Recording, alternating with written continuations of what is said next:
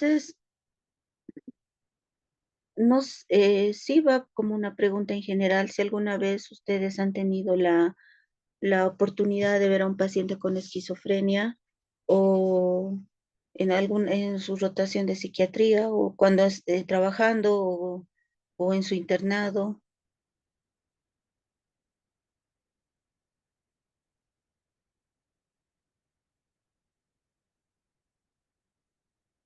¿Nadie?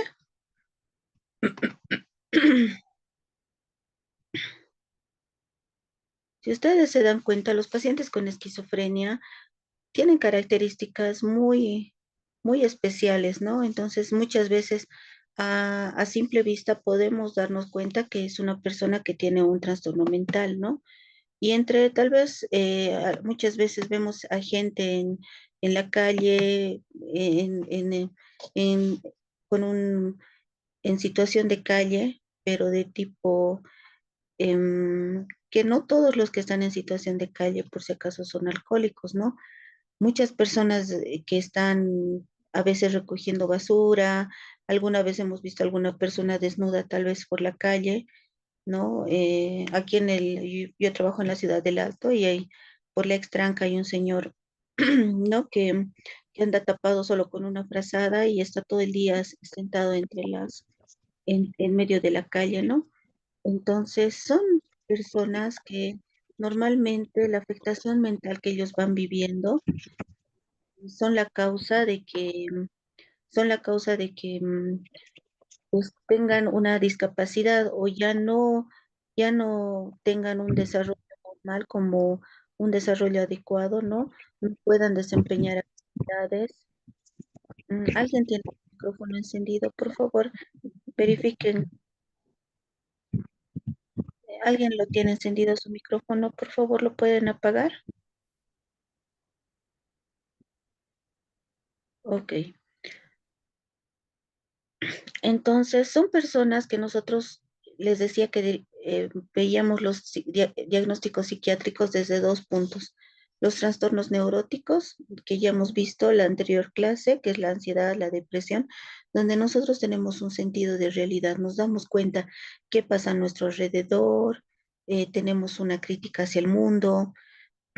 A diferencia de los cuadros psicóticos, donde una de las características es la irrealidad, que significa que los pensamientos que ellos van generando hacen que no estén de acuerdo o no sean características que nosotros veamos que sean ciertas, ¿no? Como siento que me vigilan, ¿no?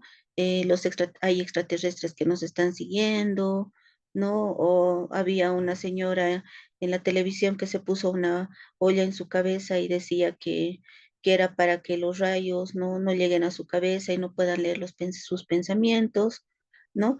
Que son que cualquier persona que pueda escuchar esto, para nosotros nos resulta eh, algo totalmente anormal, ¿no? Entonces, una característica de los trastornos de la esquizofrenia como tal, ¿no? De la esquizofrenia como tal, son que los pacientes tienen ideas irreales porque no están de acuerdo con lo que nosotros creemos, son irrebatibles, ¿no? Por más que tú le digas que lo que él está pensando está equivocado, el paciente va a seguir creyendo que lo que él eh, está, está viviendo, está escuchando, está viendo es real, porque está alterado la percepción de los sentidos. Es irrefutable porque puedes darle evidencias, puedes mostrarle estudios, todo lo que tú quieras, pero el paciente nada le va a hacer cambiar de opinión, ¿no? Entonces, esas son las características de la esquizofrenia como tal, ¿no? Entonces, los puntos claves tal vez de la clase son que la esquizofrenia es un trastorno psicótico crónico que afecta la percepción de la realidad con síntomas que incluyen alucinaciones, delirios, pensamientos desorganizados y comportamiento normal, ¿no? Normalmente el paciente va a ir respondiendo de alguna forma a lo que está viendo, a lo que está escuchando, entendiendo que las alucinaciones son alteraciones de nuestra percepción. Nosotros recibimos estímulos a través de nuestros sentidos. podemos ver imágenes porque nuestros ojos permiten que veamos, pero en realidad el que esa información la logra, la información la capta y hace que nuestro cerebro la comprenda es es el cerebro, ¿no?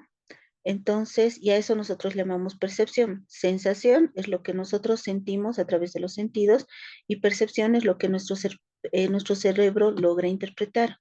Entonces, en estos pacientes es la alteración en la percepción lo que hace que ellos tengan alteraciones y puedan escuchar voces que nosotros no oímos, puedan ver cosas que nosotros no vemos, ¿no? Entonces, esto hace que como ellos lo están haciendo, lo están viendo, ellos lo crean real. Uno de mis profesores nos ponía un ejemplo más o menos para entender cómo es el mundo de la esquizofrenia. Es como que ustedes estén sentados con un paciente y él les diga, ¿a qué está viniendo usted? ¿No? Ustedes no sean los médicos, sino los pacientes.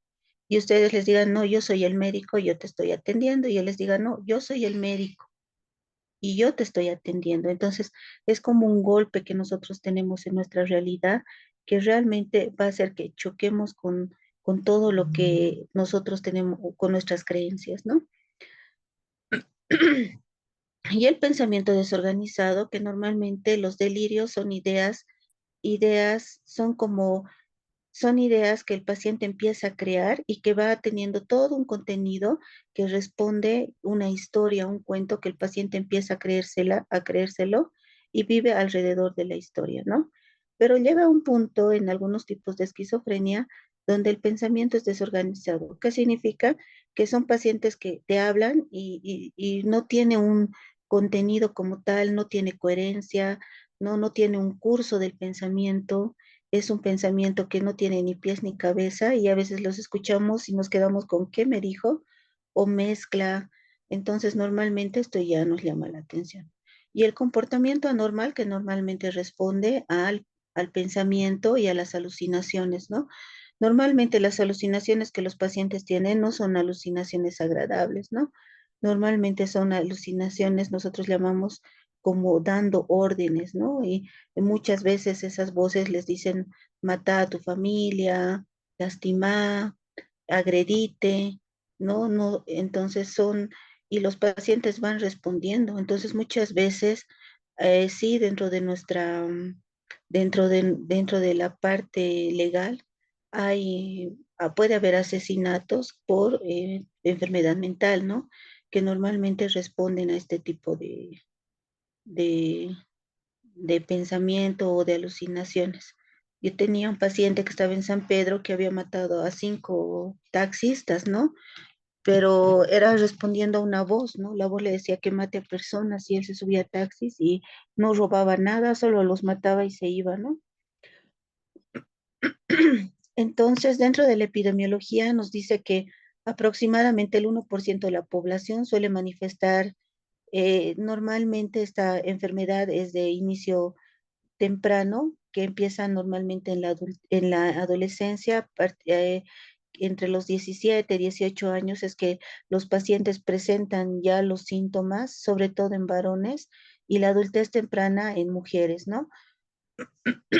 Por eso muchas veces cuando están en colegio, en la promoción o en los primeros años de la universidad, no, mi hijo estaba bien hasta esto que ya lo han empezado a notar raro, ¿no?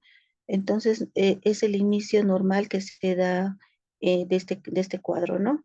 Y según los criterios del DSM-5, por lo menos tiene que haber uno o dos síntomas durante al menos un mes que tienen que ser delirios, alucinaciones, un discurso desorganizado, un comportamiento desorganizado, catatónico, una disfunción social o laboral y la duración de los síntomas tiene que persistir por lo menos 6 meses, incluyendo una fase prodrómica activa y residual, ¿no? Muchas veces por consumo de sustancias, sobre todo de marihuana, algunos pacientes activan este problema, ¿no? Entonces, cuando vienen a la consulta los papás porque el hijo está con un comportamiento desorganizado, con alucinaciones, con ideas delirantes, ¿no? Entonces ellos piensan y queda claro, ¿no? Que si a pesar de la medicación, el cuadro persiste por más de 6 meses, probablemente el paciente va a quedar con un diagnóstico de esquizofrenia, ¿no? Entonces, ¿por qué? Porque y sin consumo, obviamente, ¿no? Si no hay un consumo y hay síntomas que van manteniéndose por 6 meses, probablemente ese paciente va a quedar con un diagnóstico de esquizofrenia, ¿no? Entonces, pero si en algún momento por el no consumir, ya bajo, digamos, en abstinencia, más la medicación, el paciente logra resolver los síntomas, entonces solo queda como un trastorno esquizofreniforme que les voy a ir explicando más adelante. Ahora, la enfermedad tiene dos características que son los síntomas, ¿no? Síntomas positivos y negativos que responden a la enfermedad, ¿ya? Muchas veces un paciente con esquizofrenia es un paciente que normalmente a todos nos da miedo atender, ¿no? ¿Por qué razón? Porque pueden ser agresivos, no, probablemente no vamos a poder medir qué es lo que este paciente puede hacer. Entonces, sí, yo veo y realmente sí, hasta cierto punto tenemos que aprender a cuidarnos, que estos pacientes pueden ser peligrosos. ¿Por qué? Porque ellos van a responder a lo que están sintiendo y normalmente cuando nosotros contradecimos así, de estoy viendo una sombra, pero no hay sombras, pero estoy viendo yo, pero no hay, a veces la familia pelea con el paciente se puede tornar agresivo y agredir, ¿no? Entonces, esa parte de la esquizofrenia, que es la parte inicial del cuadro, donde el paciente tiene muchos comportamientos desorganizados, una conducta realmente peligrosa. Entonces, a eso nosotros llamamos síntomas positivos. Mientras que con el transcurso de los años, sabiendo que esta es una enfermedad crónica,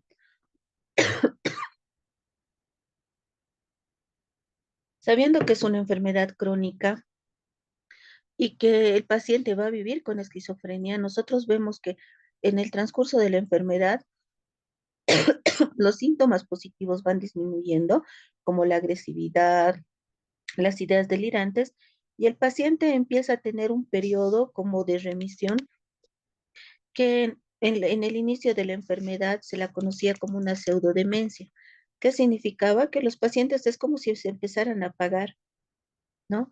Empiezan a tener síntomas parecidos a demencia, la anedonia, disminución del habla, la logia, la abolición de la motivación, que normalmente eh, es el problema que tenemos, el retraimiento social, el afecto plano, que la familia te dice, mi familiar con esquizofrenia no hace nada, todo el día quiere estar echado en la cama, ¿no? Solo come y se echa en la cama, no quiere hacer nada, no ayuda, no colabora, y es difícil hacerles entender a la familia que esto es la evolución de la enfermedad, que los pacientes por la evolución de la enfermedad van a terminar con estos síntomas.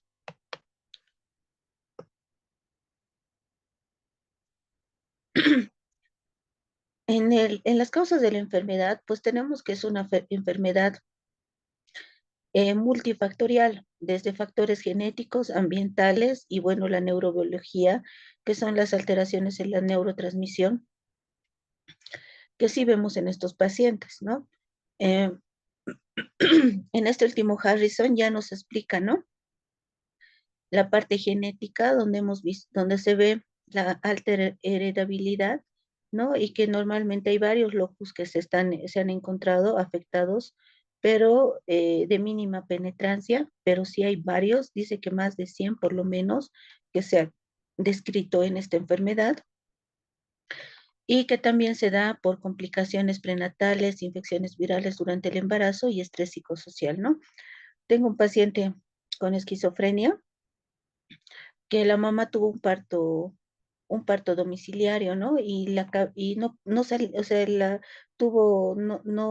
fue un parto fácil, al final tuvo que ser llevado al hospital. Y el jovencito, bueno, ahora es joven, y- tiene esquizofrenia y la mamá me pregunta, doctora, ¿y esto es por lo que me pasó en el embarazo? Y yo le digo, probablemente sí. No es la única causa, pero probablemente puede ser uno de los factores. Y ya vamos a hablar un poco de los neurotransmisores como la dopamina, el glutamato y estructuras en el cerebro que pueden estar afectadas. La teoría dopaminérgica, que normalmente nos habla de las vías dopaminérgicas y tal vez la más importante que está afectada en la esquizofrenia, que es la vía mesolímbica y que nos va a dar los síntomas positivos, y la vía mesocortical que nos va a dar los síntomas negativos. Y en el diagnóstico diferencial están los trastornos esquizoafectivos, el trastorno delirante, los trastornos de personalidad de tipo esquizoide, esquizotípica, y normalmente condiciones mentales como la epilepsia, infecciones, que quedan como lo que nosotros llamamos trastornos esquizofreniformes. Y en el tratamiento farmacológico, pues vamos a tener dos grupos, dos más importantes, que son los antipsicóticos típicos y los atípicos. Los típicos son los primeros que han aparecido, pero obviamente a, funcionaban a nivel de todos los receptores a nivel del cerebro, generando muchos efectos secundarios, mientras que los atípicos ya son antipsicóticos dirigidos específicamente a ciertas vías del cerebro, ¿no? Y va regulando la actividad. Entonces, cada uno obviamente tiene sus pros y sus contras en los manejos. Probablemente los antipsicóticos típicos son los que actúan mucho más rápido. Entonces, los efectos que nosotros vemos en el paciente, en la mejora, también van a ser más rápidos. Y los efectos secundarios, pues vamos a tener entre los más importantes los extrapiramidales, que son por las vías que les voy a explicar, cómo afecta la vía nigroestriada y cómo esto es la que produce los síntomas parecidos al Parkinson, ¿no? Y los atípicos que también pueden producir alteraciones en el metabolismo, dislipidemia, hay una alta tasa de que estos pacientes puedan a futuro tener cuadros, pueden generar diabetes como una de las enfermedades si nosotros no hacemos un seguimiento adecuado, y el manejo que se puede ir dando a través de la terapia cognitivo-conductual, la terapia familiar.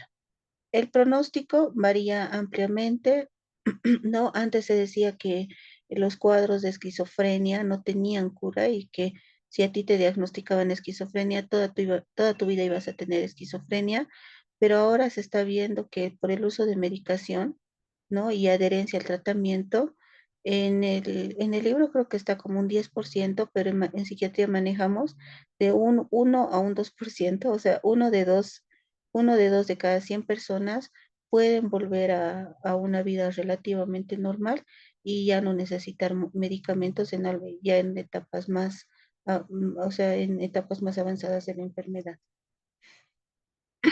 Y la rehospitalización y adherencia al tratamiento, que normalmente son pacientes que como están fuera de la realidad, ellos no entienden por qué se les está dando un medicamento, ¿no? Porque para ellos el medicamento no tiene un significado de que ellos estén haciendo algo mal, porque todo su estructura de su esfera mental para ellos corresponde a lo que ellos han creído en relación a un delirio, a una idea irracional, ¿no? Entonces, pero yo estoy bien, yo estoy sano, y los que están mal están ustedes, que es un discurso conocido en pacientes con esquizofrenia, ¿no? Y las rehospitalizaciones, que normalmente es parte de la enfermedad, ¿no? Muchas veces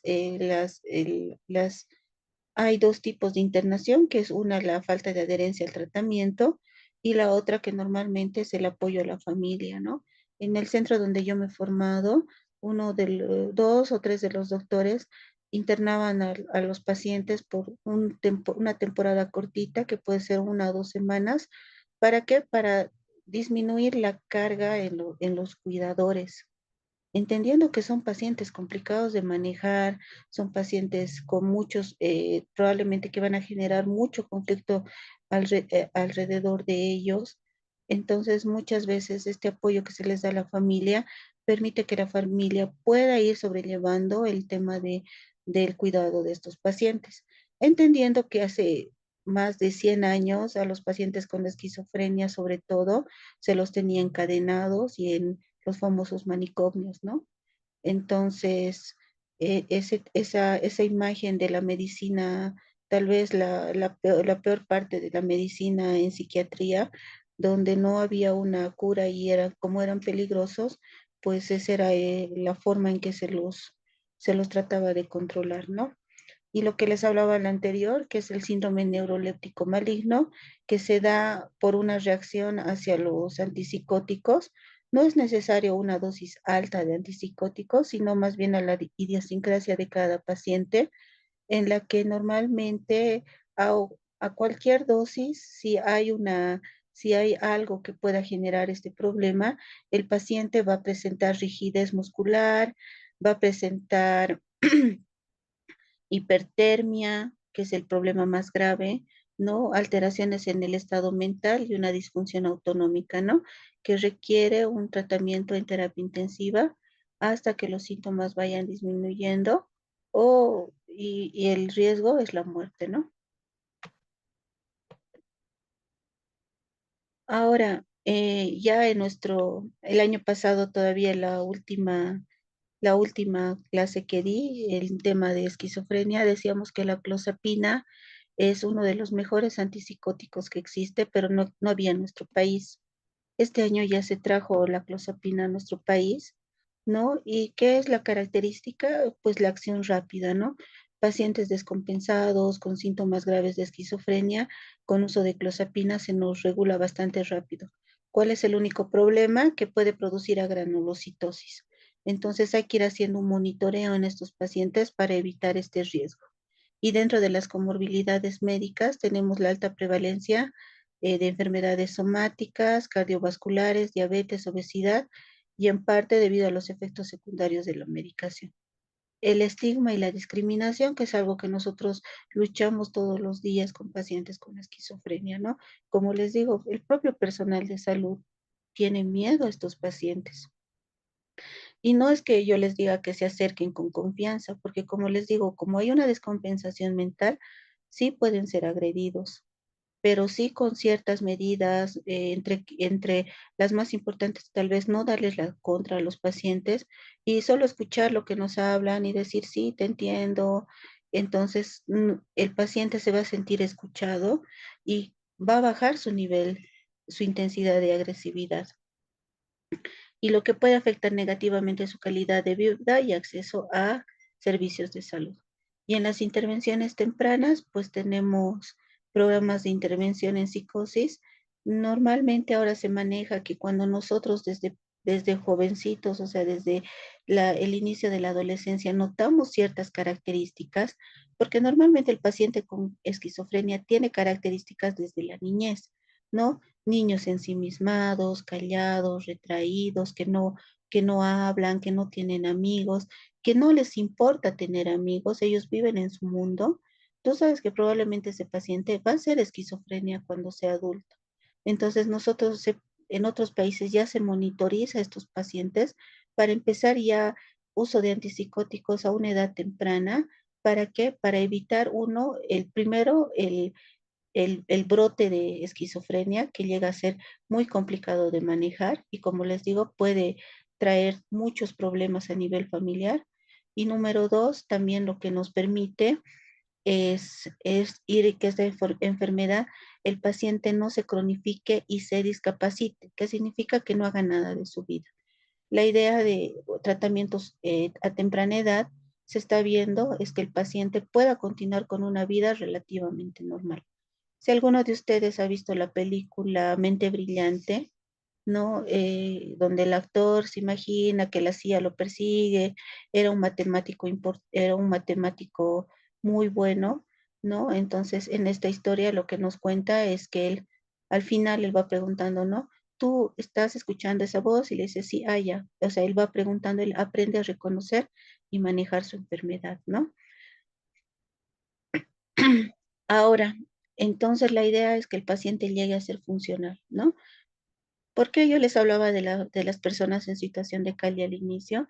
Porque muchos de los pacientes muchos de los pacientes que nosotros vemos en situación de calle es que probablemente la persona que los cuidaba ha fallecido, ¿no? La persona que estaba a cargo de ellos ha fallecido y entonces como ellos no tienen nada, o sea, no tienen apoyo, no saben hacer nada, entonces terminan en situación de calle, ¿no? Yo veía a uno de mis pacientes que su mamá era la que le cuidaba, su mamá falleció en COVID y un tiempo después yo lo vi por el Prado, aquí en La Paz, robando en un kiosquito, ¿no? Un quequecito. Entonces, eh, en total descuido, ¿no? Entonces, sí son pacientes que dan nos genera muchas emociones porque son como niños, ¿no? Y bueno, el suicidio asociado a esquizofrenia, que normalmente sí está relacionado con una carga alta, casi un 10% de los pacientes con esquizofrenia terminan suicidándose. Y bueno, un factor que tal vez el factor educacional hace que tal vez en niveles más altos ellos reconozcan esta situación de no realidad y sea el factor que genere el suicidio. Mientras que en Latinoamérica, normalmente como desde pequeños ya tienen algunas características, no los mandan al colegio, ¿no? Ya no los mandan al colegio a estos niños y normalmente el nivel educacional hace que ellos no comprendan lo que sucede, entonces, probablemente esa sea la razón porque aquí en Bolivia las tasas de suicidio por esquizofrenia no sean tan altas. Y la investigación actual habla que la genética, neuroimagen, biomarcadores para esquizofrenia y tratamientos más efectivos y personalizados en el futuro, ¿no? Bueno, entonces vamos a empezar, ¿no? Dice, la esquizofrenia es un síndrome heterogéneo que altera las esferas mentales. Mente es diferente a cerebro, ¿no? La mente es la parte, nosotros decimos la parte intangible, lo que nosotros nos vemos, pero que nos hace seres únicos. Cómo pensamos, cómo actuamos, cómo sentimos, cómo nos portamos, cómo razonamos. Todo eso es la mente. Pero, y la parte tangible es el cerebro. Sabemos que dentro de nuestro cerebro está la mente. ¿En qué lugar específicamente? No hay un lugar, pero lo que entendemos es que un funcionamiento adecuado de nuestro cerebro permite que nuestra mente trabaje también adecuadamente. Entonces, cuando en enfermedades como la esquizofrenia, donde se altera el lenguaje, la percepción, el pensamiento, las relaciones sociales, el afecto y la voluntad, entendemos que esa mente está trabajando de una forma inadecuada, de una forma mala, y probablemente es porque hay un cerebro que no está disfuncionando en algún lugar que está generando todos estos síntomas, ¿no? Dentro de los síntomas, dentro de las manifestaciones clínicas, pues primeramente vamos a decir que no tiene un síntoma patognomónico, pero sí es una enfermedad insidiosa, que significa el inicio, cómo se va dando, además de que los pacientes tienen un retraimiento social, no tienen amigos, ¿no? Normalmente solo se relacionan con el entorno más cercano, puede ser papá, mamá y algunos hermanos, porque puede ser que con otros hermanos tampoco no se lleve bien, ¿no? Distorsiones de la percepción, que ya les he explicado cómo la percepción es lo que el cerebro, la información, cómo la capta el cerebro y cómo la interpreta. Entonces ahí es la falla en la esquizofrenia. Además de un estado crónico de ideación delirante, que ya les he dicho, un delirio es una idea que se va formando, es irrefutable y que normalmente pues esta es la que el paciente, por más que le expliquemos que todo lo que él está pensando no es real, no es compartido por la sociedad, nadie cree lo mismo que él está creyendo, entonces el paciente no tiene no cree en nosotros, ¿no? Y las alucinaciones que se presentan, que pueden ser de todo tipo en relación a los sentidos, pueden ser alucinaciones visuales, alucinaciones auditivas, alucinaciones olfatorias, pueden ser alucinaciones táctiles, ¿no? alguna vez los pacientes te dicen, siento que hay bichos que me caminan por la mano, ¿no? Y los ves, sí los veo, están ahí o están debajo de mi piel, ¿no? Y muchas veces por este tipo de alucinaciones o las alucinaciones disquinéticas, ¿no? Donde un paciente sentía que había una persona dentro de él, en su intestino, ¿no? Él agarró un cuchillo y se abrió el abdomen, ¿no? Y él decía, ya ha salido, ¿no? Entonces era por el tipo de alucinación que tenía, ¿no? O un paciente también que, porque él no comprendía qué estaba pasando y él sentía que era como una alucinación, él estaba con dolores, no lo asociaba como un dolor como tal, porque hay una alteración tal en la mente que los pacientes a veces ni sienten dolor, pero este paciente decía igual que había algo dentro de su intestino, pero él no se daba cuenta y al final lo llevaron al médico y era una peritonitis, una apendicitis que se había vuelto una peritonitis, ¿no? Ya el pronóstico depende de la respuesta a los antipsicóticos y a veces se observa remisión permanente sin recidiva al trastorno. Y en los criterios diagnósticos, pues tienen que por lo menos estar presentes por un mes y tienen que ser continuos por 6 meses.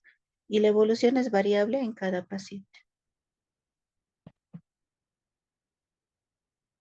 Ahora aquí hay una pregunta, doctores. ¿Cuál es la respuesta? La esquizofrenia se caracteriza por. Sí. Sí, sí.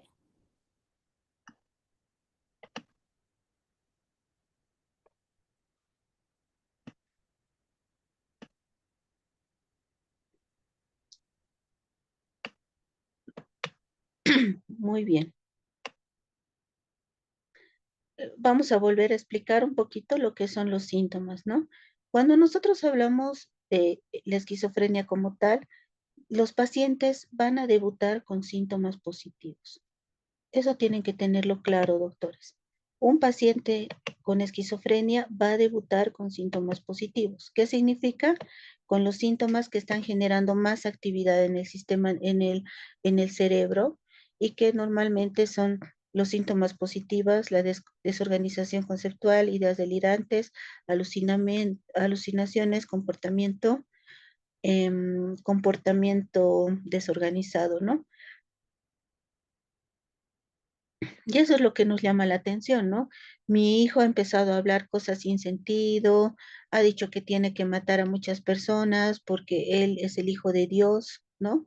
O tenía un paciente también con consumo de marihuana, pero que ha terminado con una esquizofrenia, que él decía que tenía que entregar como a Dios, a su hermanito menor, como Isaac, como Abraham entregó a Isaac y que tenía que hacerlo en Navidad, ¿no? Entonces la familia no le tomaba importancia, pero el día de Navidad desapareció el, los dos hermanitos, ¿no? Se llevó a su hermanito menor y ya la familia se ha asustado.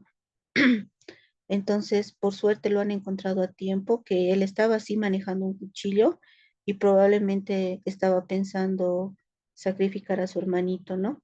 Entonces, ese tipo de historias que nosotros vemos en pacientes con esquizofrenia son el debut. Y el debut, ¿por qué? Porque el pensamiento, lo que ellos creen, cómo ellos pueden actuar, llega a ser muy peligroso. Dentro de los síntomas negativos que les he dicho que se van dando a través de la evolución de la enfermedad y también a veces por el uso de los medicamentos, donde vemos un deterioro funcional, lo que les decía, que estén todo el día echados en la cama, no hagan nada, no quieren hacer nada, solo quieren comer y dormir o ver televisión. Esa es la vida de los pacientes con esquizofrenia crónica, ¿no?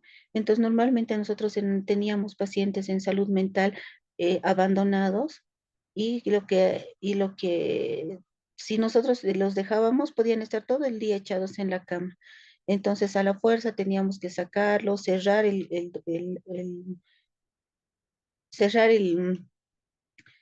dormitorio de varones, de mujeres, para que ellos vayan a los talleres y hagan algo de actividad, pero a la fuerza, porque si por ellos fueran, podían estar todo el día en la cama. Y vamos a hablar acerca de otros trastornos relacionados con el trastorno, con los trastornos o los diagnósticos diferenciales para la esquizofrenia como tal, ¿no? Vamos a pasar a otra diapositiva, donde trato de explicarles un poquito mejor.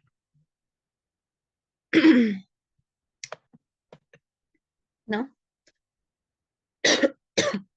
Cuando nosotros hablamos de diagnósticos diferenciales, les decía que uno de los diagnósticos que nosotros utilizamos bastante es el trastorno esquizofreniforme, donde normalmente ahí varía un poco el tiempo de duración.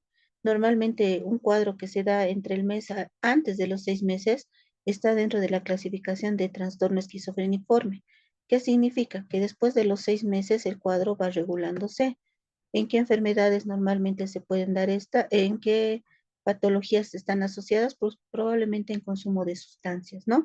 O que normalmente el consumo de sustancias puede generar síntomas parecidos a la esquizofrenia, pero por el tiempo, cuando no se cronifica, pues nosotros estamos frente a un trastorno esquizofreniforme, ¿no?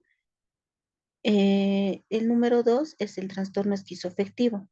Normalmente los pacientes con esquizofrenia, el afecto es aplanado.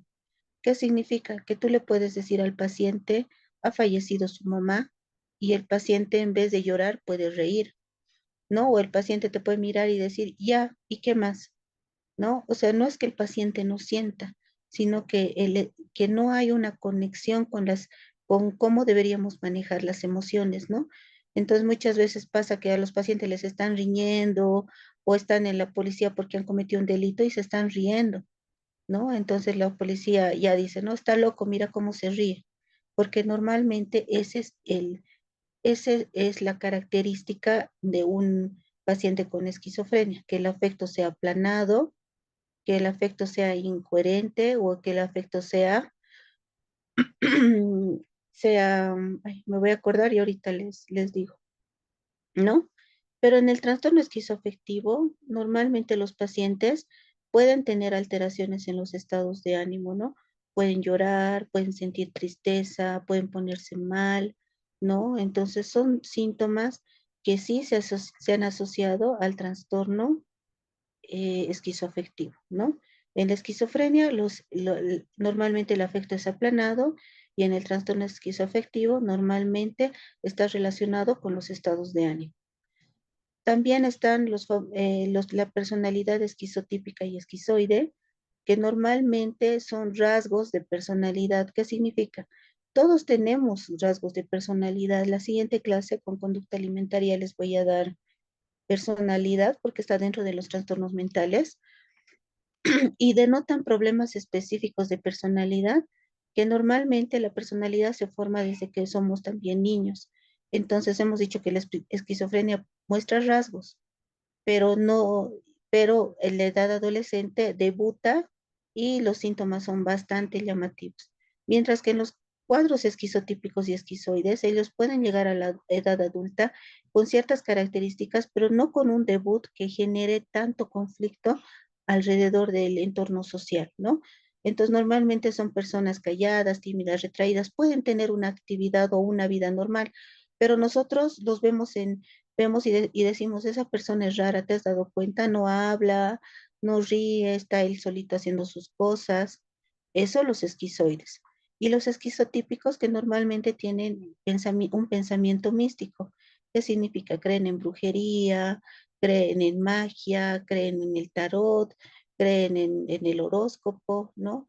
Y normalmente es algo que va marcando su vida, ¿no? Es como, hoy no voy a salir de mi casa porque mi horóscopo ha salido que hoy voy a tener un mal día, entonces prefiero no salir y así me evito el mal día, ¿no? Entonces, o las personas que creen en los ánimos, en el ánima, ¿no? Que creen, digamos, en que te han hecho una maldición, ¿no? Algunos pacientes me dicen, me han quitado la maldición con conejo y que piensan que todo lo que les está pasando está relacionado a este tipo de pensamiento, ¿no? Y los trastornos delirantes, que también están dentro de la clasificación de los trastornos psicóticos, pero la única diferencia es que en este diagnóstico los pacientes no tienen alucinaciones. Un trastorno delirante puro, ¿no? Es un trastorno donde no hay un comportamiento desorganizado y tampoco no hay alucinaciones. Son personas que sí creen, pero pueden tener una vida relativamente normal hasta que tú les hablas de su delirio, ¿no? Es como pueden trabajar, pueden tener, y tú le dices, ¿y tú crees en los extraterrestres? Y te dicen, sí, un extraterrestre ha venido, me ha visitado, ¿no? Yo creo que ellos están entre nosotros, y entonces ya empieza toda la historia, y ya tú ya empiezas a imaginarte que ese paciente está mal, ¿no?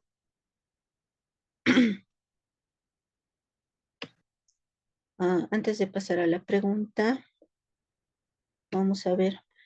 Y también hay un diagnóstico que es el trastorno psicótico breve, ¿no?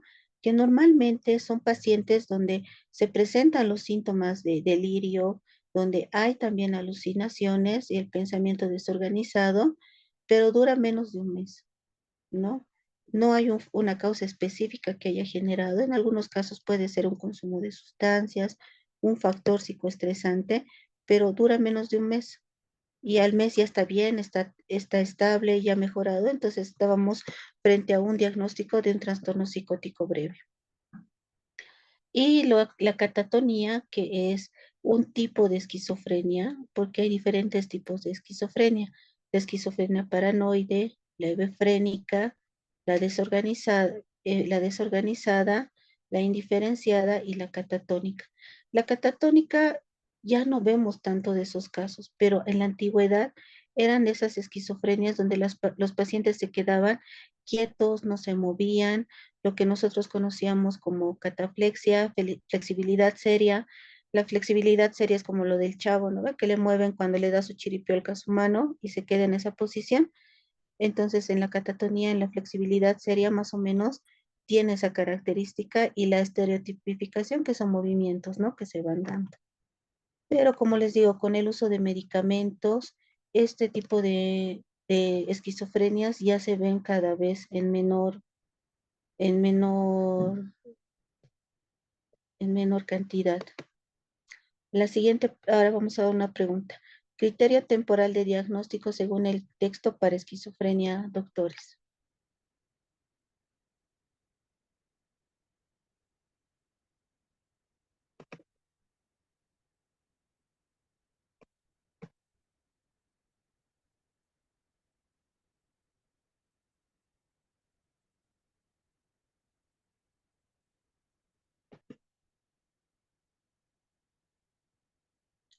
Muy poquitos están participando. Traten de participar, doctores, para que ya la parte de psiquiatría ya la vayan acabando. Bueno, y la respuesta es B, ¿no? B. Sí, es más de, el tiempo es más de, tiene que haber más de 2 síntomas por más de un mes y que estos síntomas tienen que estar por lo menos 6 meses o más de 6 meses, ¿verdad? Continuos. Ejemplos de síntomas positivos, doctores.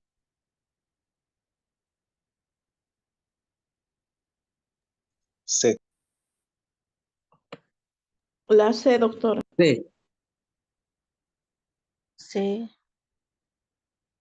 Hemos dicho que es la parte que nos genera más conflictos, ¿no? Entonces son las ideas delirantes, las alucinaciones y la desorganización conceptual. Y ejemplos de síntomas negativos, que hemos dicho que son los síntomas con los que el paciente tiende a cronificarse. La doctora. A. Muy bien, doctores. Y normalmente la evolución típica con la edad, como hemos dicho que los pacientes van a terminar.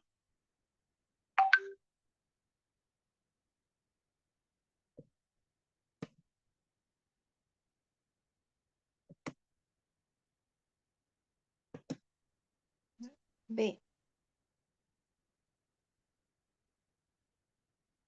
Algunos dicen A y otros dicen B. B. Sí, B. ¿cómo A? Porque los síntomas positivos más bien empiezan a disminuir y los que quedan son los síntomas negativos, ¿no ve? Entonces, si normalmente los pacientes con el tiempo ya no son tan agresivos, ¿no? Llegan a ser bastante tranquilos o manejables, ¿no? Entonces, esa es la respuesta, es los positivos tienden a atenuarse y puede llegarse a recuperar con, obviamente, con psicoeducación, con rehabilitación, con apoyo de terapia ocupacional.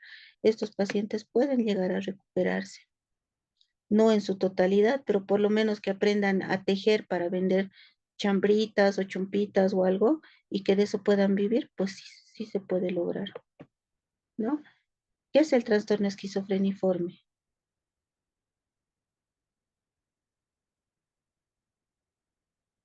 B. B. B, Ok, doctora. muy bien. La respuesta es B. ¿Y en el trastorno esquizoafectivo? La E.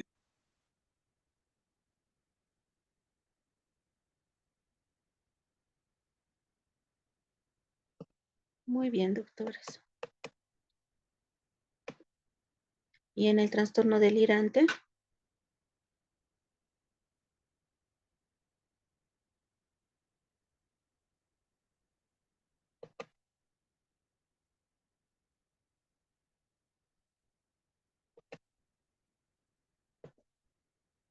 Muy bien, hay dos. ¿Alguien más? Ok, entonces el trastorno delirante solo son delirios, no hay comportamiento, ni tampoco hay, no hay alucinaciones, no hay comportamiento desorganizado, ¿no? Entonces no cumple todos los criterios de esquizofrenia, ¿no? Y trastorno psicótico breve, A. ¿qué dicen los demás?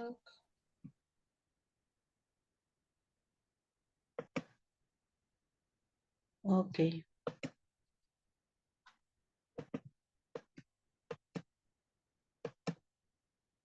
bueno, hemos sacado esta primera parte. Ahora vámonos a epidemiología, ¿no? Eh,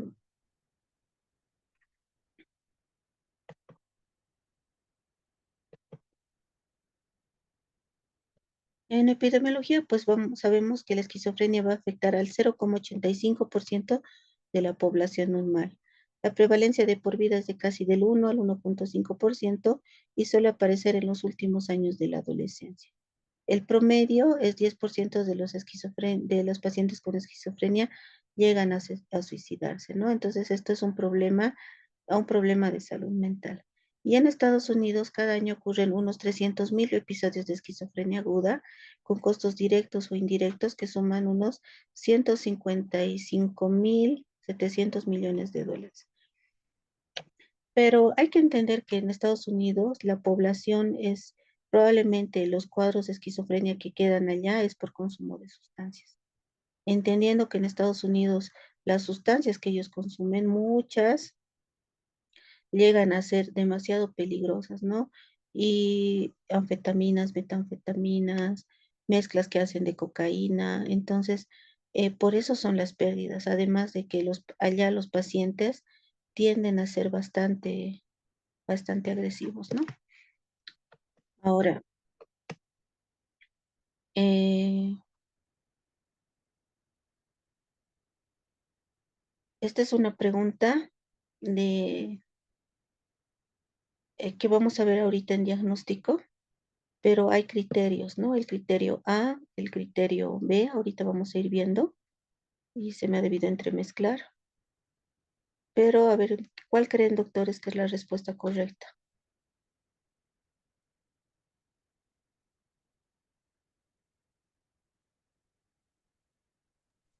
Todos, doctora. F. F. Bueno, sería E, ¿no? A ver, todos, ¿no? Todos son criterios para el diagnóstico de esquizofrenia. ¿Riesgo suicida en esquizofrenia, doctores?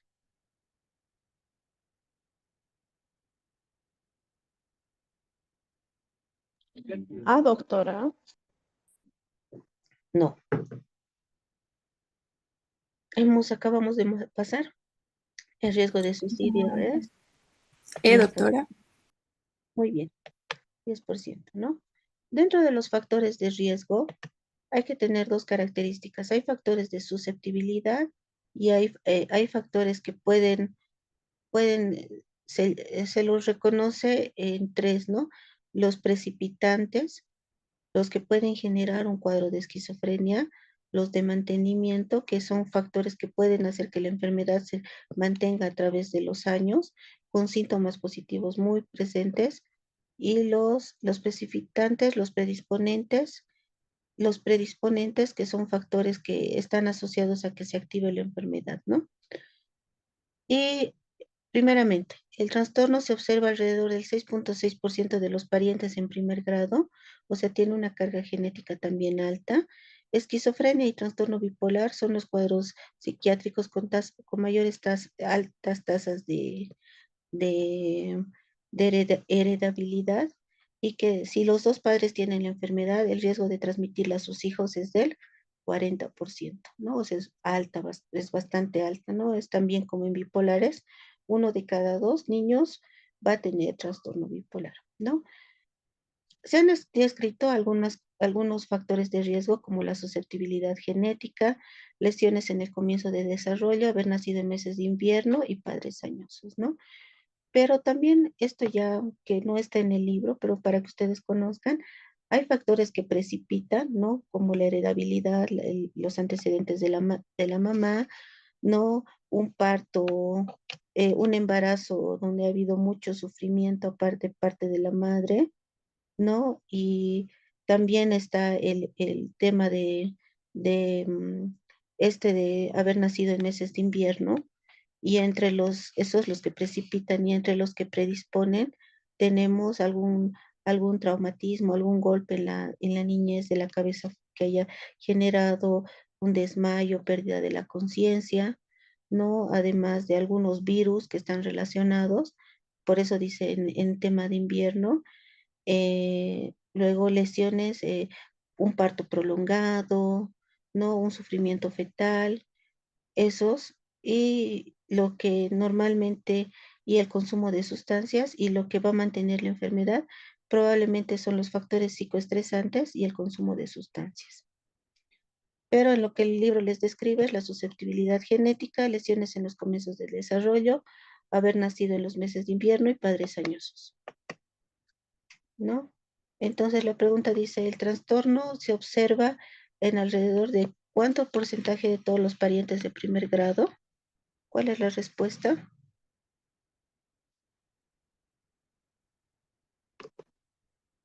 Sí.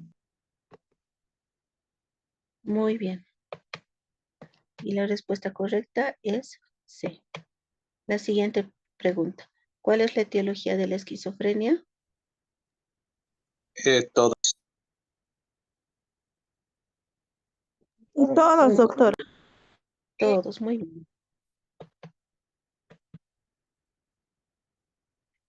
Ahora, las familias predispuestas a la esquizofrenia tienen riesgo de presentar otros trastornos psiquiátricos como trastornos esquizoafectivos y trastornos de la personalidad esquizotípica y esquizoide, que ya les he explicado, que son tipos de personalidad que se van formando a través de la vida hasta los 23 años, pero que normalmente es un perfil de déficit social e interpersonal con incapacidad de consolidar relaciones interpersonales íntimas, un comportamiento excéntrico y distorsiones perceptivas leves, ¿no?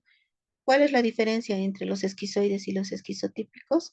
Al esquizoide no le importa no tener amigos, o sea, no es su interés tener amigos, mientras que el esquizotípico quiere tener amigos, pero normalmente es rechazado por cómo se comporta, por cómo habla, la excentricidad que a veces tienen estos pacientes hace que sean pacientes rechazados, ¿no? Entonces, y la otra que normalmente el esquizoide es más ensimismado, callado, mientras que el esquizotípico, lo que les decía, pensamientos mágicos, místicos, creen cosas mágicas, místicas, y eso también hace que las personas puedan alejarse o no querer tener relación con este tipo de personas, ¿no? Dice que los estudios a gran escala en relación al genoma completo han identificado más de 100 locus de riesgo de pequeño efecto y unos cuantos variantes en el número de copias de efecto mayor. Junto con efectos epigenéticos, también se ha visto la exploración inicial de la aplicación clínica de las puntuaciones de riesgo poligénica en el diagnóstico y en el pronóstico, y que las vías identificadas incluyen, implicadas son las vías inmunitarias, la inflamación y la señalización celular, ¿no? Igual que en autismo, ¿por qué siempre toco autismo? Porque, doctores, va a ser algo que va a ser, estamos en pandemia de autismo, solo que nadie ha declarado pandemia, pero es por el número de casos. Pero igual que en autismo, la neuroinflamación, además que en el embarazo, los factores de riesgo, o sea, el sufrimiento como tal de la mamá, abandono, factores estresantes, hace que ya en la neuroinflamación la viva el feto que se está desarrollando, ¿no? Entonces, esto también se está relacionando con estos cuadros psiquiátricos, como la esquizofrenia. Y el diagnóstico diferencial tenemos que es un diagnóstico por exclusión, que significa que si vemos que está afectado a los estados de ánimo, ya no es esquizofrenia, es esquizoafectivo. Si vemos que el tiempo de duración es corto, podemos estar frente a un episodio psicótico breve o a un trastorno esquizofreniforme, ¿no? Además, el consumo de sustancias que normalmente cuando se deja de tomar, de consumir la sustancia que está generando los síntomas, el cuadro en algunos casos llega a revertirse, ¿no? Entonces, muchos jóvenes tienden a, a ver las bondades de la marihuana para justificar un consumo, pero no ven los riesgos que también puede tener el consumo de marihuana, ¿no? Entonces, además que hay fármacos que pueden generar algunos síntomas de esquizofrenia, y, o cuadros psicóticos como las clonidrinas, la quinatrina, la procaína, ¿no? Nosotros hacemos una evaluación, para, ay, no me acuerdo, pero es para uno de los fármacos antituberculosos que se utiliza en tuberculosis resistentes, ¿no? Entonces, ¿por qué? Porque puede generar un cuadro psicótico, y si hay antecedentes de cuadros psicóticos, el paciente puede desencadenar una esquizofrenia, ¿no? Y uno de cada 4 pacientes no tratados presenta rigidez motora, temblor y discinesias, a pesar de que no sea medicado.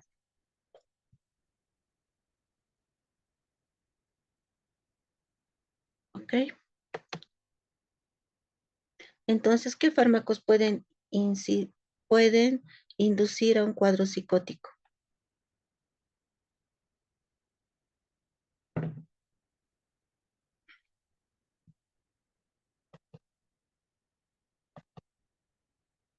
Muy bien. Entonces, la respuesta es sí. Ahora, dentro de los tratamientos, sí les voy a dar, porque el año pasado entró una pregunta de estas, creo que al examen, ¿verdad? Entonces, sí vamos a tomarnos un poco más de tiempo para que ustedes entiendan el tema de antipsicóticos. Primeramente, entender que hace hasta más o menos unos tal vez 80, 90 años, la esquizofrenia no tenía cura ni tratamiento. Entonces, normalmente, ¿qué es lo que los pacientes los encerraban en los manicomios? Y pues eran pacientes que eran rechazados, ¿no? Abandonados. ¿Por qué? Por todo, como les digo, por el comportamiento que ellos presentan. Normalmente, como son cosas que están fuera de la realidad, normalmente nosotros nos alejamos de este tipo de pacientes, ¿no? Entonces, entendiendo que la clomipramina es uno de los primeros antipsicóticos que se han descubierto, que normalmente ni siquiera es que se buscó para la esquizofrenia, sino era un medicamento que se estaba buscando un medicamento para las náuseas, y de una forma accidental, digamos, se ha visto que para los pacientes con esquizofrenia regulaba los síntomas positivos y los síntomas negativos, ¿no? Entonces, cuando nosotros damos la medicación, tal vez lo que más nos importa es bajar los síntomas positivos, es disminuir la sintomatología positiva y mejorar la sintomatología negativa para que no sea una causa de discapacidad del paciente. Y dentro de de los síntomas positivos, ya sabemos que están alucinaciones, delirios y además todo el comportamiento desorganizado. Los antipsicóticos actúan en las vías dopaminérgicas, actúan a nivel de los receptores D2 y D3, ¿no? Y que normalmente esta es la forma en que nosotros vamos controlando los síntomas, ¿no?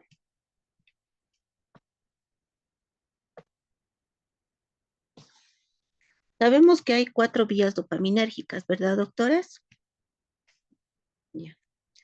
Conocemos 4 vías dopaminérgicas. Una es la vía mesolímbica, la vía mesocortical, la vía tuberoinfundibular y la vía nigroestriatada, ¿no? La vía mesolímbica, que va desde el área tegmental ventral, que se encuentra en el mesencéfalo, y que va hasta el núcleo accumbens o al sistema límbico, por eso se llama mesolímbica, ¿no? Es la que produce los síntomas positivos, ¿no? Normalmente esta es la vía que falla en la esquizofrenia y que produce los delirios, las alucinaciones, y esta vía está alterada en la esquizofrenia. Cuando nosotros en el dibujo de arriba vemos cómo está alterada la vía, cuando nosotros damos un antipsicótico, vemos cómo logramos em, em, son antagonistas de la recaptación de dopamina. Entonces, como vemos, se va ocupando el lugar de los receptores y los síntomas van regulándose, ¿no? Entonces, los síntomas positivos empiezan a disminuir. Eso en la vía mesolímbica. En la vía mesocortical, que es la que está más relacionada con los síntomas negativos, va desde la vía mesolímbica, va desde el área tegmental ventral hasta la corteza prefrontal. Y esta es la que está relacionada con la parte, en una función normal, esta vía está relacionada con la parte cognitiva, ¿no? Y con las funciones ejecutivas. Pero cuando esta vía no trabaja adecuadamente, el paciente va a tener síntomas negativos que ya hemos visto, que es la anedonia, la bulia, la apatía, todas ¿no? La falta de ganas, la energía, todo eso, que es esta vía que está alterada. Cuando usamos la medicación, esta vía se va regulando igual por el tema de los antagonistas de los receptores de los D2. Entonces los síntomas negativos también empiezan a regularse y la persona pues puede estar más activa, más funcional. La vía nigroestriatal, que va del sistema, desde la sustancia negra hasta el cuerpo estriado, normalmente está relacionado con los síntomas negativos. Cuando nosotros damos un antipsicótico en dosis muy altas o por idiosincrasia el paciente no nos responde bien a antipsicóticos, podemos llegar a a que el paciente presente síntomas, efectos secundarios, y uno de los más importantes son los temblores, la caticia, ¿no? A veces también la cialorrea, ¿no? O que normalmente está relacionado a esta vía, que es la misma vía que está afectada. ¿En qué enfermedad, doctores? ¿En qué enfermedad la vía nigroestriatal también está afectada? Parkinson. En Parkinson, muy bien. Entonces, por eso en los pacientes cuando empiezan a temblar, empiezan a tener movimientos parkinsonianos, se le llama, esto es un efecto secundario y nosotros le llamamos pseudo Parkinson, ¿no? Porque aparenta los síntomas del Parkinson, pero al retirar el antipsicótico y que ya el cuerpo logre eliminarlo, estos síntomas vuelven a desaparecer, ¿no? Es un efecto secundario por el uso de antipsicóticos. Y la última vía, que es la vía tuberoinfundibular, que va desde el hipotálamo hasta la hipófisis, ¿no?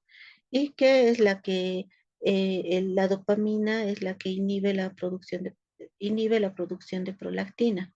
¿no? Entonces, en una situación normal, esta vía no genera prolactina, pero también por un efecto secundario del uso de antipsicóticos, cuando ya hemos rebasado las vías dopaminérgicas, normalmente y bajo ciertos medicamentos como la risperidona, el paciente puede tener secreción láctea, ya sea varón o sea mujer, puede tener una secreción. Entonces, esto nos obliga a cambiar el antipsicótico porque está produciendo un efecto secundario bastante desagradable, ¿no?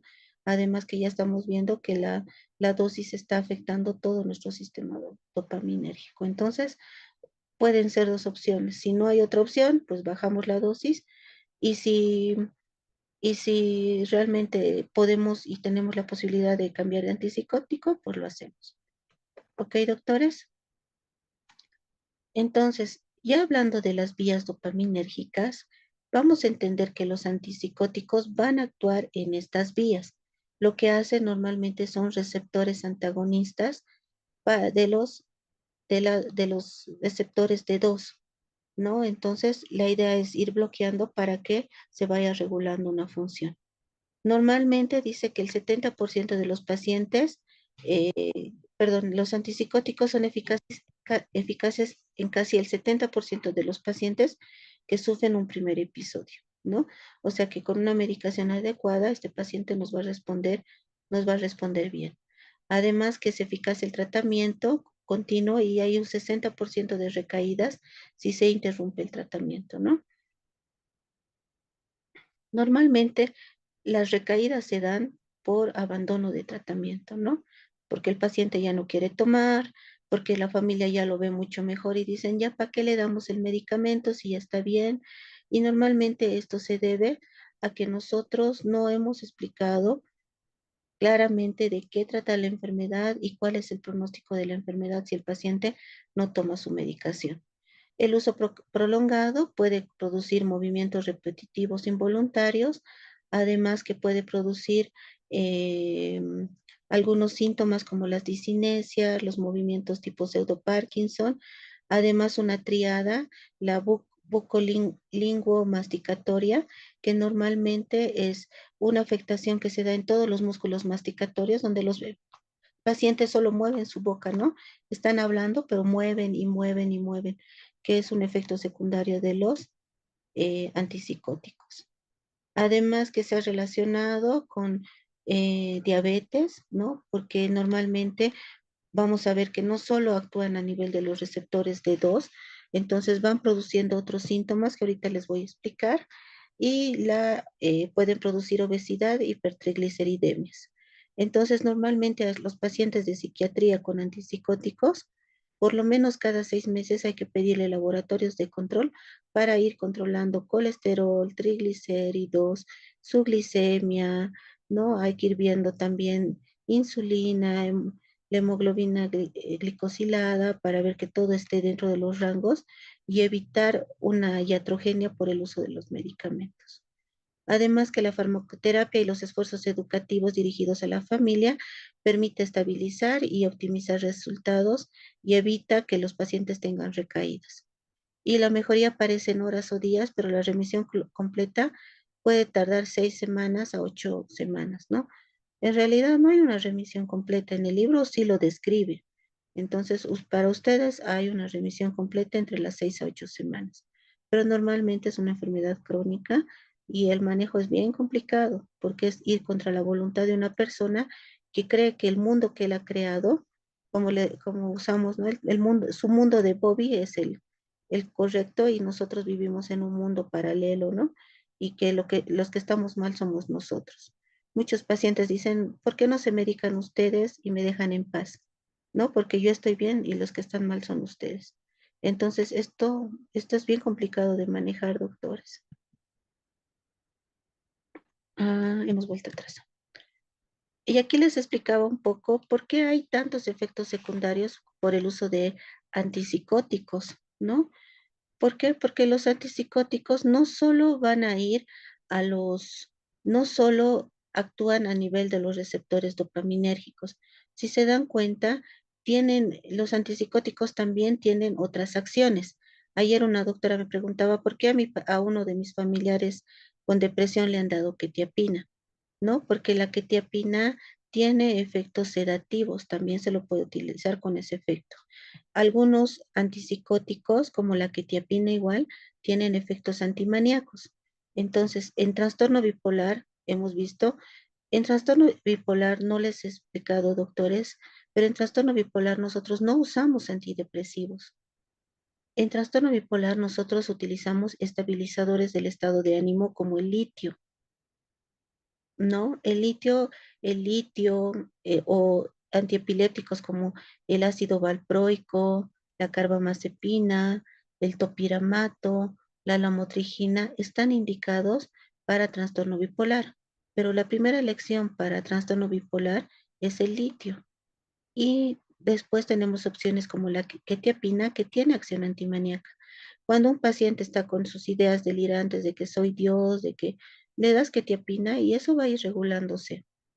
Además que tiene por efectos, los efectos secundarios, tiene efectos cardiometabólicos por los receptores muscarínicos, los histaminérgicos, ¿no?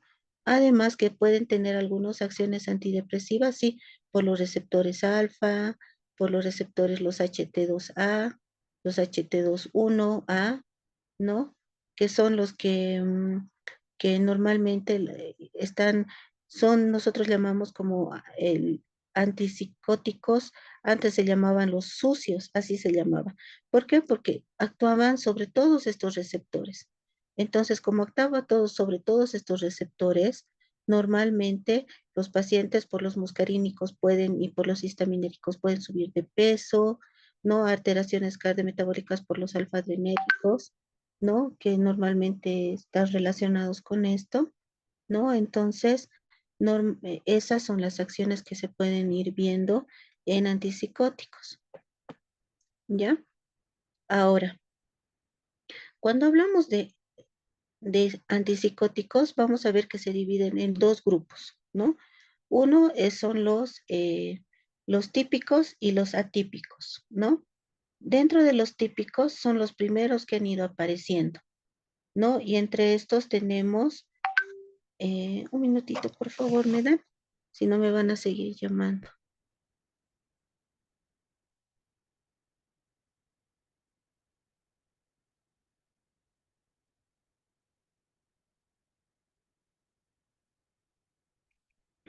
¿No?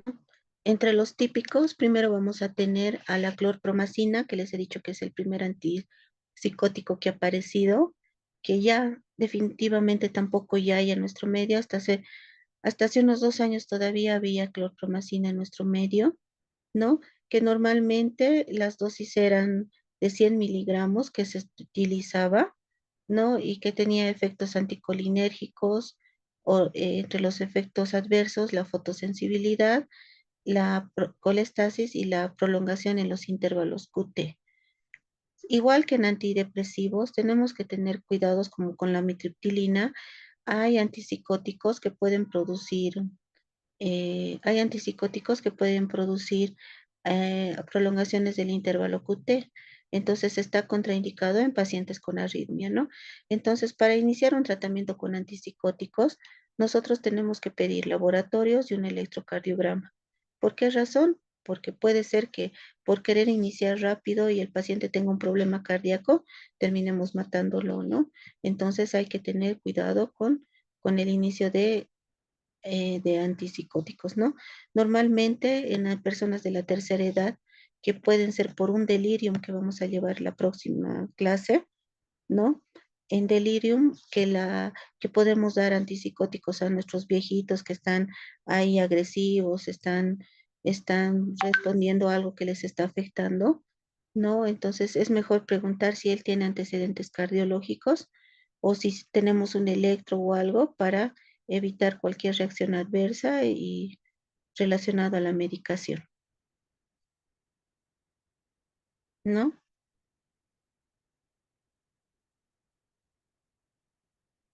Ahora, tenemos los de potencia media, que también los antipsicóticos típicos, como la eh, trifluoperacina, perfenacina, loxapina, molindrona, que bueno, no hay en ninguno nuestro medio, pero normalmente los efectos colinérgicos es lo que marca, ¿no?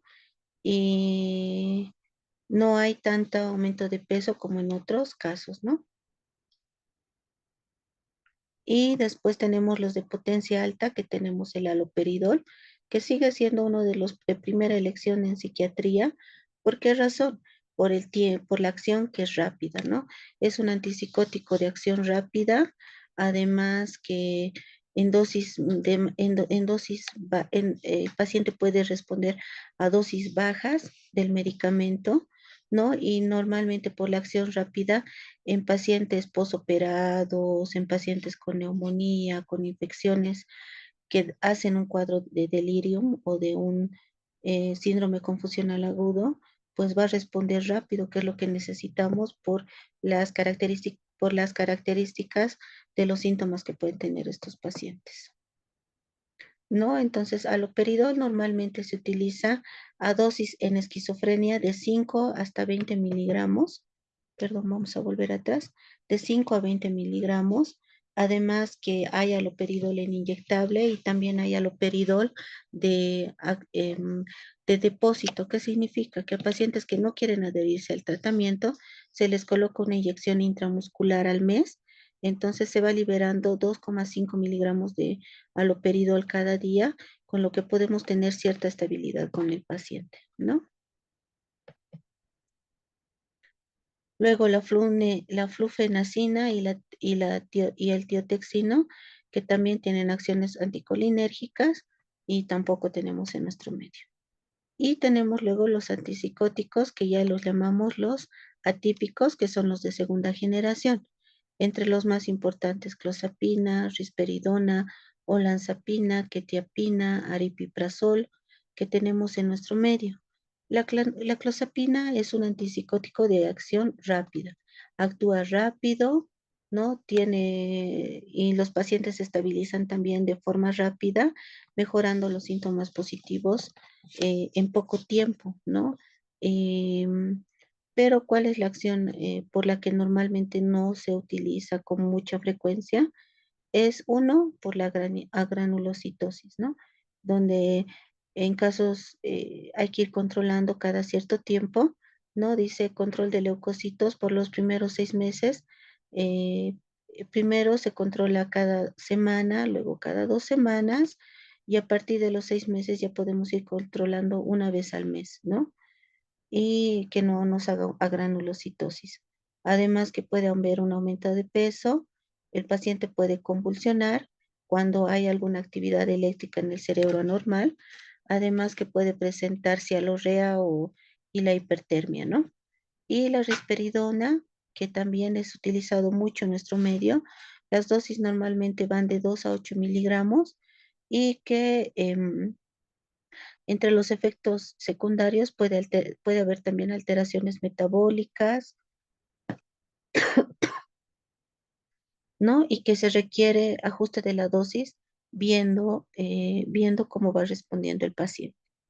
La olanzapina, que es uno de los antipsicóticos con mejor respuesta que tenemos, pero ¿cuáles son los efectos adversos que sí o sí van a haber en los pacientes? Es el aumento de peso, ¿no? O sea, si el paciente está tomando su olanzapina, ustedes van a ver que va a aumentar de peso, ¿no? Y que también aumenta la prolactina. La quetiapina, que no solo tiene efectos antipsicóticos, sino también antimaníacos, ¿no? Tiene un efecto también sedativo, aumento de peso, en algunos casos también puede aumentarles la ansiedad a dosis altas y que su administración se da dependiendo normalmente cada 12 horas. Y el aripiprazol, que es el único antidepresivo antipsicótico, perdón, que no produce tantos efectos secundarios, ¿no? O sea, no está relacionado más que todo con el tema del peso y para mantenimiento de la esquizofrenia, ¿no?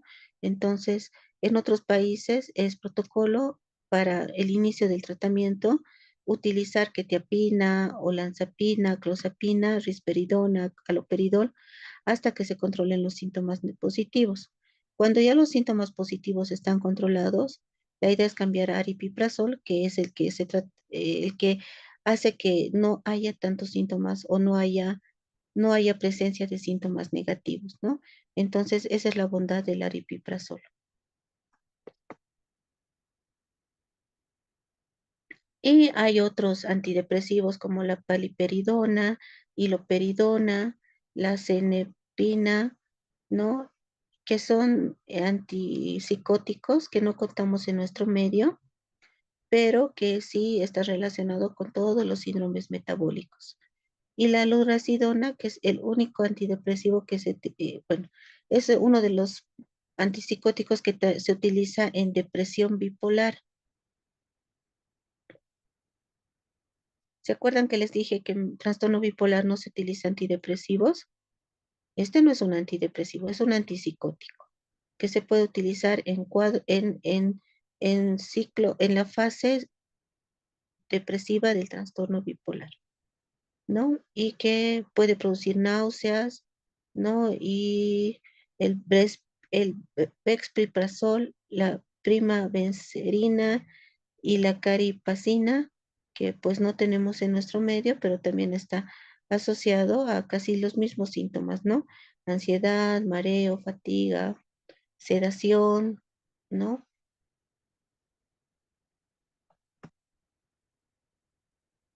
Ahora sí, vámonos a las preguntas. ¿No quedan dudas en farmacología, doctoras? Antes de empezar, preguntas.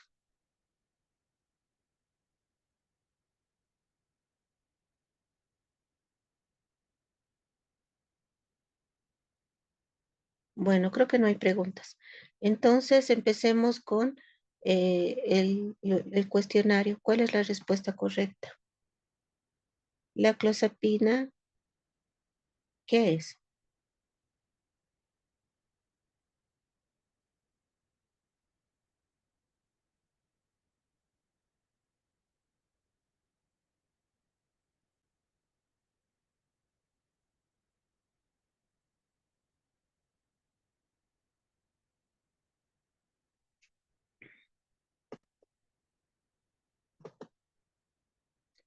Muy bien, la respuesta es D. Mayor bloqueo de 5-HT2, algo de afinidad por D4 y superior en resistentes y en prevención de suicidio. Riesgo de granulocitosis del 1% y convulsiones al 10%. Dice que los antipsicóticos son eficaces en el 70% de los pacientes que sufren un primer episodio de la enfermedad. La mejoría aparece en el plazo de horas a días, pero la remisión completa suele tardar entre 6 a 8 semanas. La elección depende sobre todo del perfil de efectos secundarios, de horas o días para la remisión completa suele tardar otra vez entre 6 a 8 semanas. Y la elección depende sobre todo del perfil de efectos secundarios, antecedentes familiares y respuesta favorable a uno de estos fármacos, ¿no?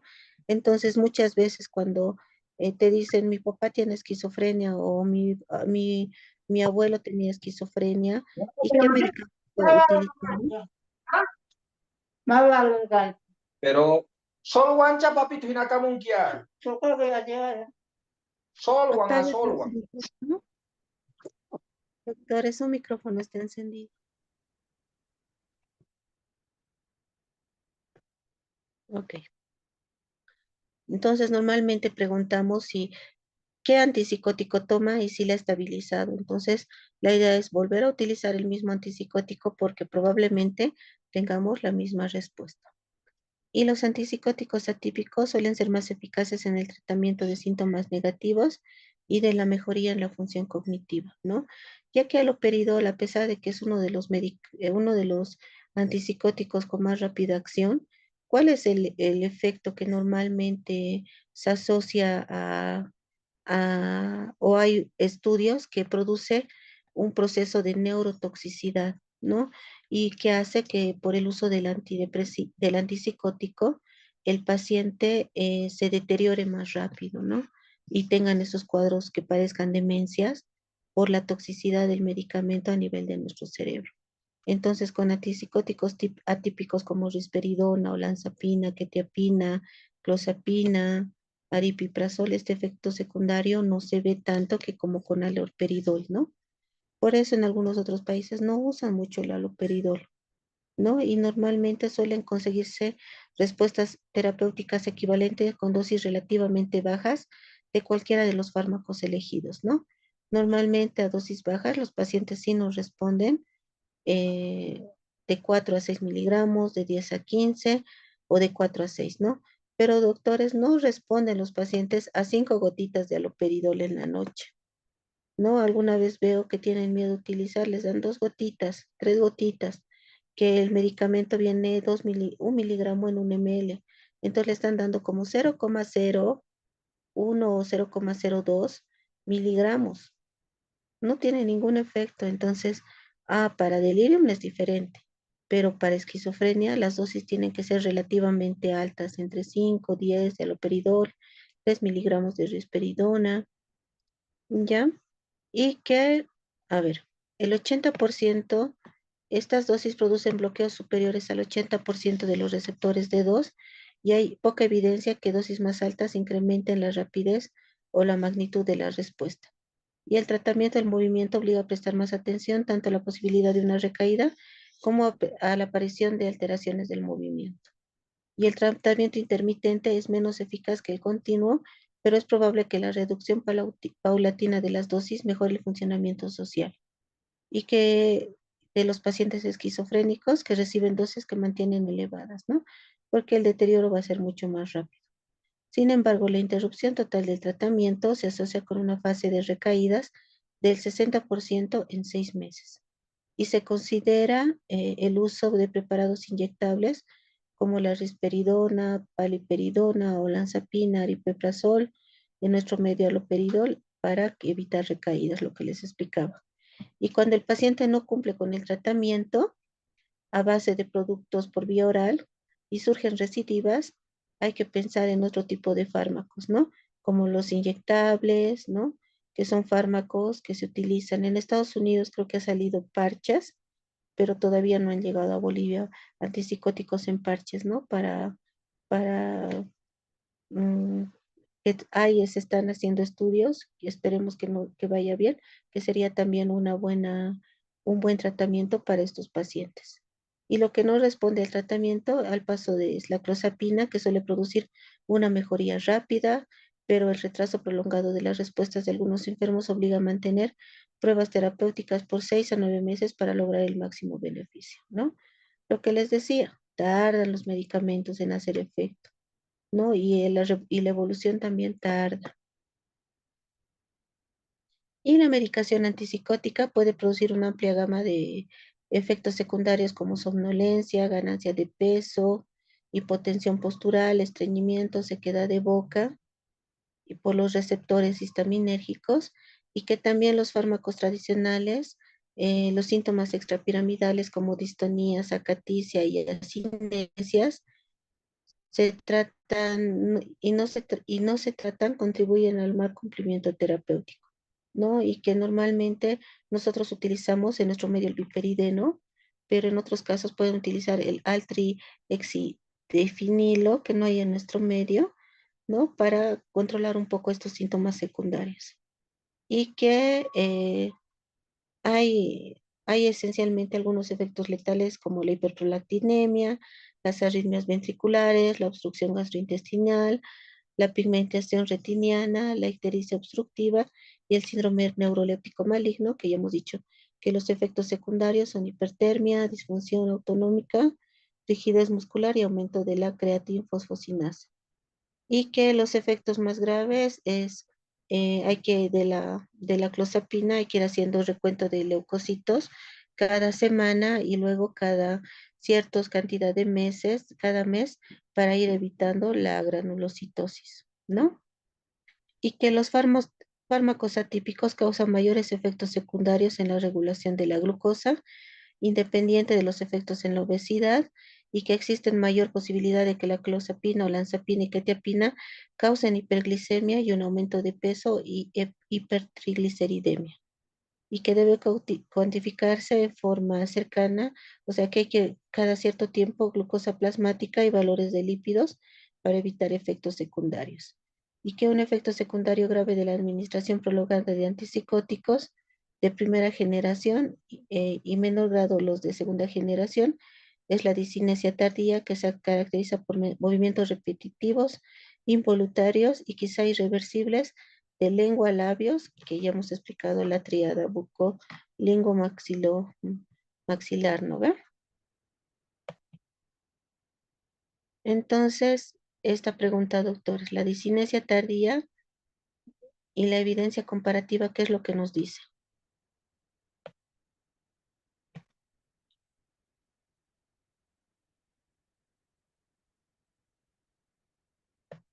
Respuestas, doctores.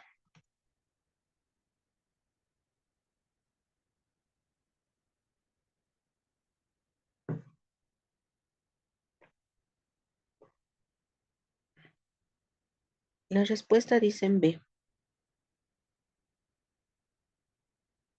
B.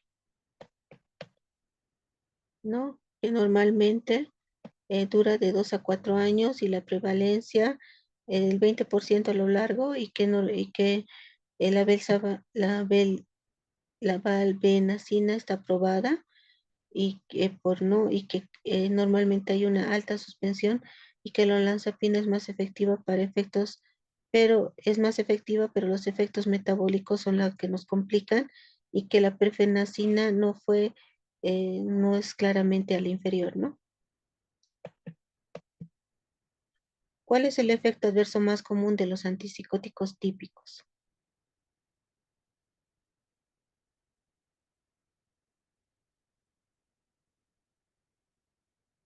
Algunos dicen B, otros dicen D. ¿Cómo es, doctores? Muy bien. El efecto común más adverso de los antipsicóticos típicos son los síntomas extrapiramidales, que son los que se parecen al Parkinson. ¿Qué vía dopaminérgica está más relacionada con la esquizofrenia? Si pensamos en esquizofrenia, a nuestra mente tiene que venir síntomas positivos. B. ¿B o D? Vía mesocortical. Ya. D, doctora. D, doctora. La vía es la vía mesolímbica, ¿verdad? Es la que presenta más síntomas positivos. A ver, para que les quede, doctores.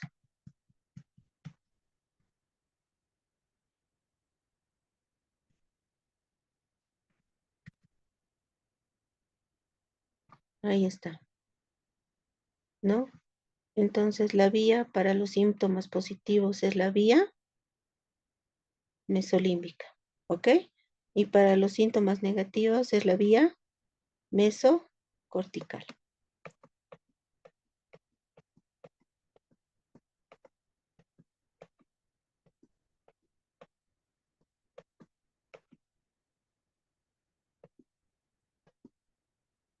Y para el mantenimiento y recaídas de la esquizofrenia,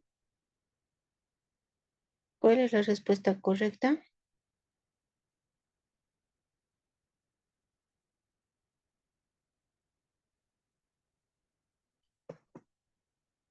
¿No? O el tratamiento intermitente es menos eficaz y la suspensión total va a producir recaídas del 60% en 6 meses. Dosis habituales con respuesta equivalente al bloqueo del 80% de los receptores de 2. ¿Cuál era, doctores?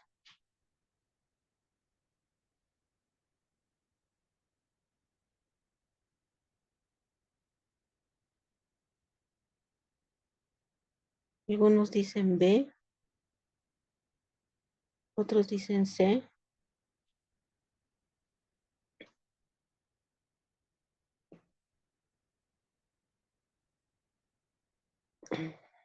Y la respuesta, doctores, es C, ¿verdad? Las dosis son de 4 a 6 de haloperidol, de olanzapina de 10 a 15 y risperidona de 4 a 6 miligramos.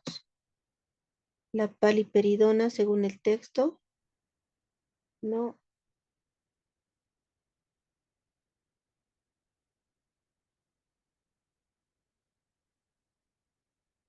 Creo que no hemos hablado de la paliperidona, pero sí está correcta, es un metabolito de la risperidona y comparte propiedades, ¿no? Y no incrementa la prolactina como es un efecto secundario que vamos a ver con el uso de risperidona.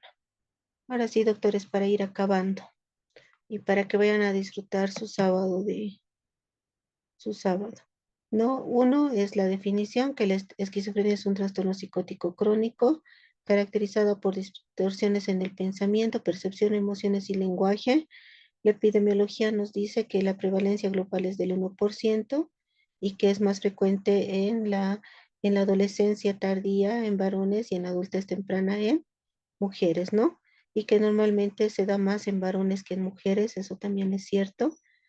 La esquizofrenia es más frecuente en varones y el diagnóstico y los criterios diagnósticos, que los síntomas principales tenemos que son los delirios, alucinaciones, un discurso desorganizado, comportamiento desorganizado y los síntomas negativos. Y la disfunción tiene que haber un deterioro significativo en uno o más ámbitos de nuestra vida y que los signos tienen que estar por lo menos un mes y durar 6 meses, ¿no?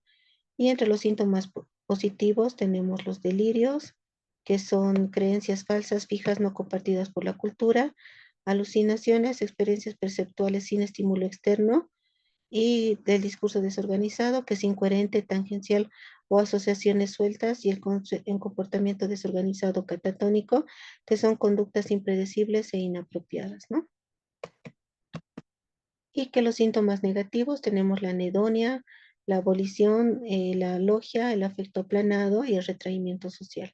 Y la anedonia es la pérdida de interés o la capacidad para experimentar placer, la abolición, que es la falta de motivación para realizar actividades, la logia, que es un discurso empobrecido, no hay un buen lenguaje, el afecto plano, que es una reducción en la intensidad de la expresión emocional, el retraimiento social, que es el aislamiento y disminución de la interacción social, y la etiología y factores de riesgos tenemos los genéticos, que tienen un alto componente hereditario, un factor prenatal, que son las infecciones, la desnutrición, ¿no? Problemas obstétricos,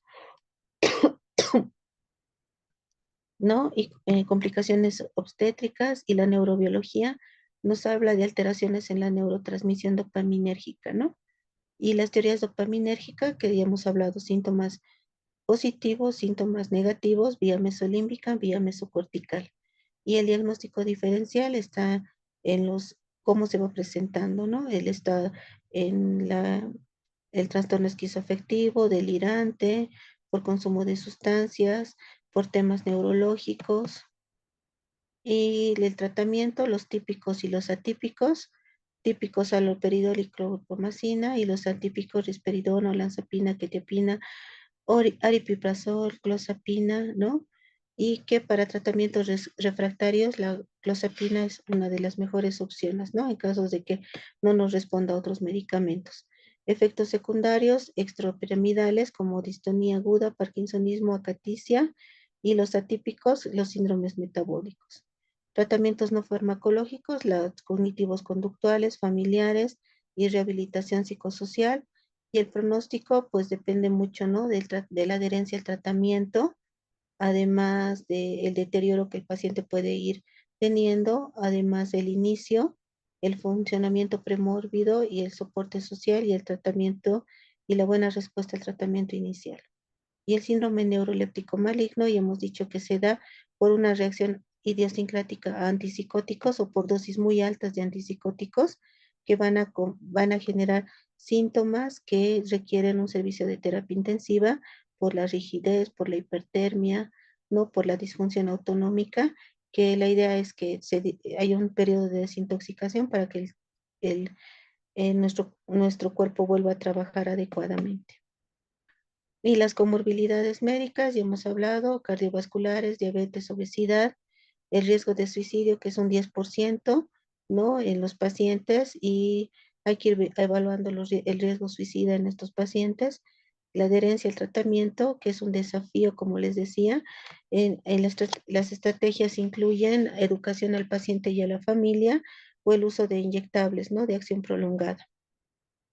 Y las intervenciones, como la risperidona, que hay risperidonas de depósito que se utiliza cada 3 meses, que no hay en nuestro medio, pero sí hay en otros países cercanos a Bolivia. Y las intervenciones tempranas, que tenemos los programas de intervención temprana en psicosis, puede mejorar el pronóstico, y la clozapina, que es considerado el antipsicótico para pacientes refractarios y requiere monitoreo regular. Y el estigma y la discriminación, doctores, que es por lo que se tiene que ir trabajando, ¿no? Con el personal de salud para mejorar también la calidad de vida del paciente y promover una educación y sensibilización para reducir el estigma. Bueno, doctores, con eso hemos acabado el día de hoy nuestra clase de esquizofrenia, o como está en su programa, delirio, ¿no? Entonces, no sé si tienen alguna pregunta, alguna duda. Doctora, un momentito, ¿podría volver a la diapositiva 40? 70, por favor, para poder ver el resumen de lo que tengo que recordar. Ya. ¿La logras ver o quieres que lo ponga en...? No, está bien, muchas gracias, doctor. Listo. ¿Alguna duda acerca de esquizofrenia? Sé que parece que fueran casos que no vemos tanto, ¿no?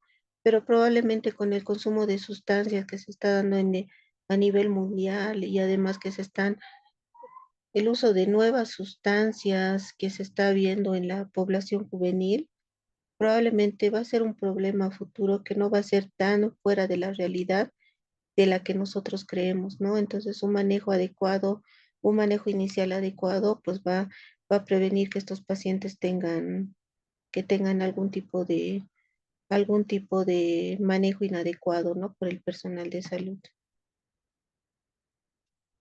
¿Algo más, doctores?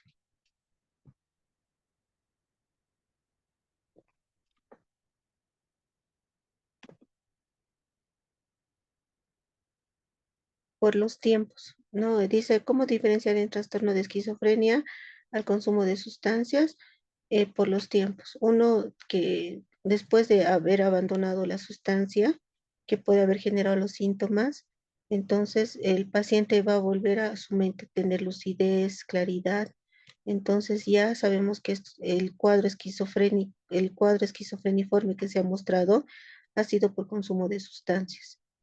Pero en una esquizofrenia normalmente, que está debutando un paciente, por el mismo hecho del aislamiento, por el mismo hecho de los factores premórbidos que el paciente puede tener, ¿no? Entonces, normalmente no son consumidores, ¿no? Preguntas a la familia, te dice, mi hijo no consume sustancias, mi hijo nunca, ni siquiera sale de la casa. Entonces ya te están diciendo que ese paciente es un debut de esquizofrenia. Mientras que en el otro te dicen, sí, parece que mi hijo está consumiendo algo, entonces solo iniciamos tratamiento y esperamos un tiempo, y si el cuadro va como que recuperándose rápidamente, además sabemos que el paciente está en abstinencia, sabemos que el cuadro ha sido relacionado por el consumo de sustancias.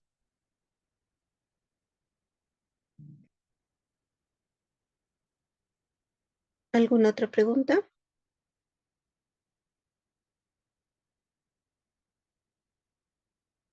Doctora, ¿no nos puede pasar su numerito para alguna pregunta personal? Claro que sí. Voy a preguntarle al doctor Gastón, porque él sí me dijo que el año pasado tenía algunos problemas por pasar mi número. Pero Ah, si él ya. autoriza, yo les paso con mucho gusto, o al doctor Gastón pueden pedirle y él les puede pasar también. Ah, ya, ya, ya, ya. Sí, ¿Listo? es para mí. Ya, gracias, doctorita. Listo. Bueno, doctores, entonces hoy acabamos el tema de esquizofrenia. No sé qué días, nos faltan dos clases más, que es trastornos de la conducta alimentaria y delirio o síndrome confusional agudo. Ya no sé qué día lo vamos a recuperar. Voy a hablar con el doctor Gastón. Entonces, con eso acabaríamos, pero sí les voy a dar tema de personalidad porque está dentro de los trastornos mentales, ¿ok? Listo, doctores, que tengan un buen día y que disfruten su domingo. Feliz domingo, doctores. Feliz día del médico. Gracias, doctora.